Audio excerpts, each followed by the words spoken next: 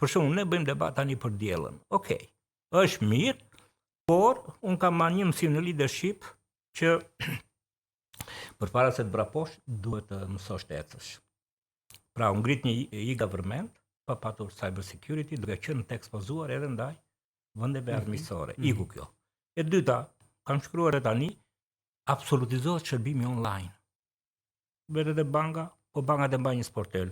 Kompanitë ajrore tallen. Të bën bileta 30 euro, thotë pse se bëre atë check-in online të merr 48 euro.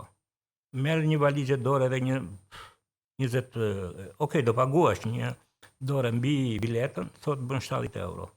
Po si shpjegohet një minutë, dhe po krijohen invalidët digital dhe po rritet, si të thuash, pabarazia digjitale. Në këtë aspekt, qëse do të kisha mundësi, se këta s'dëgjojnë, se këtyre u ashton, më nuk dëgjojnë. Okej, a i mbyllëm ne 300 komuna? Kanë pas zyra ato? Kanë pas personel? Po pse mos ta çojmë qeverisin atje në nëmjet e-government, që të ketë 3 veta, që ai fshatari shkret, fermeri shkret, ai qytetari pa ditur, sepse tani testet ndërkombëtare janë që 8% shqiptare janë pa updateuar me të reat online. Ti shërbej atje, te dera shtëpisë. Po si shpjegohet ky handicap, zoti Malaj, ose më saktë ky paradoks? Nga njëra anë ne po shkojmë drejt informatizmit, dhe zoti Rama thot do zhduket e para fizike thot 2028-ën, dhe nga ana tjetër nuk e ka për euro. Dhe nga ana tjetër ne kemi pikërisht të që ju thoni. Po, kam shkruar shkrimun për këtë.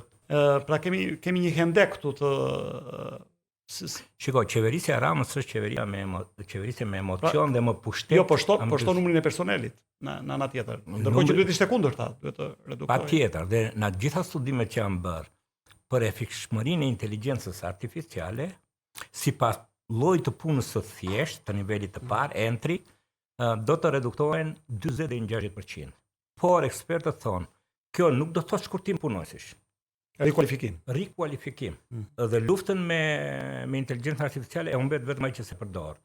Por unë kam qenë që në hapat e para kur hodhën e e-government, ka qenë Ameta, unë nuk vara të Rama me ekspertin që erdhi nga Gjorgjia, e të solla unë ndërmjet qendrës time që tani kam mbyllur se s'kam asnjë financim, dhe ai që arsoi Ameta në institutim, por e keni marrë me shumë vrap, tha, sepse shërbimi online nuk është ajo, si thua, dritarja ku shkon ti dhe zyra, është back office. I keni ju këto dhëna të disponueshme? Dhe i tha që është proces, afatgjatë. Por atë që ta bëni, po premtuat për shembull një shërbim, duhet ta keni back office 100%. Rama thotë që certifikata është falas sa 500 lekë, nuk e di. Nuk e plotësojnë më 8% e shqiptarëve. Ku shkojnë? Te zyrat që kanë birë si kërpuat. Pra, ti më thuaj ke shërbimin falas, e ke nëse kom, por unë duhet të pagoj një tarif 10 herë më të madhe. E njëjta gjë me dokumentat e pensionit, e njëjta gjë me gjobat, e njëjta gjë me konflikte të ndryshme. Pra, e bëri Estonia, por e bëri pasi, si thuash, edukoi popullin e saj të gjithë. Meqense ne nuk e kemi këtë avantazh si Estonia, edhe themi hajde ta bëjmë Shqipërinë cashless, atëherë të paktën duhet të rikthehemi dhe të mos na vit turp që të krijojmë hub ekspertësh në qendrat administrative që t'i shërbejmë pjesës së ditur të shqiptarëve.